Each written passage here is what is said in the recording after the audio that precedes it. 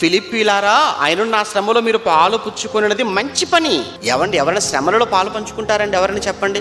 ఏ సువార్థికుడైన కష్టాల్లో ఉన్నప్పుడు, ఏ సువార్థికుడైన శ్రమల్లో ఉన్నప్పుడు, ముఖ్యంగా మీకు వాక్యం నేర్పించి మిమ్మల్ని ఆత్మీయంగా నిలబెడుతున్న, బలపరుస్తున్న, మీ కొరకు నిత్యము ప్రార్థించే, మీ కొరకు ఆలోచించే మీ సేవకుడు, దైవజనుడు శ్రమలలో ఉంటే ఆ శ్రమలలో మీరు పాలు పంచుకుంటారా? మీరు ఆలోచిస్తారా సేవకుని గురించి?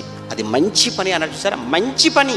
ఆ రోజు ఫిలిప్పీ సంఘం పౌలు గారి విషయంలో అదే శ్రమలలో పాలు పంచుకుంది. చూడండి, ఫిలిప్పీలారా, సువార్తను నేను బోధింప ఆరంభించి, అంటే మీ దగ్గరకు వచ్చి నేను వాక్యం చెప్పడం ప్రారంభించి మాసిదోనియాలో నుండి వచ్చినప్పుడు, అంటే మీ దగ్గర నుంచి బయటికి వెళ్ళినప్పటి నుంచి ఇచ్చి విషయంలో కానీ పుచ్చుకొని విషయంలో కానీ మీరు తప్ప మరి ఏ సంఘపు వారు నాతో పాలివారు కాలేదని మీకే తెలియను అని అంటున్నాడంటే ఎంత గొప్ప సాక్ష్యం అండి ఫిలిప్పీ సంఘం. అంటే పౌలు గారు ఎక్కడికి వెళ్ళినా పౌలు గారు మేము ఉన్నాము, పౌలు గారు మేము ఉన్నాం, పౌలు గారు మేము ఉన్నాం, మీరేం వరి అవ్వకండి అని పౌలు గారిని వెన్నంటి ప్రోత్సహించి తోడుగా ఉండి సహకరించిన గొప్ప మనసున్న వాళ్ళండి ఫిలిప్పీలో ఉన్న వాళ్ళు.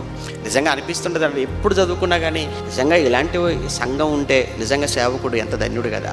ఇది ఒకప్పుడు ఫిలిప్పీ సంఘంలో పౌలు గారు చూసిన మంచి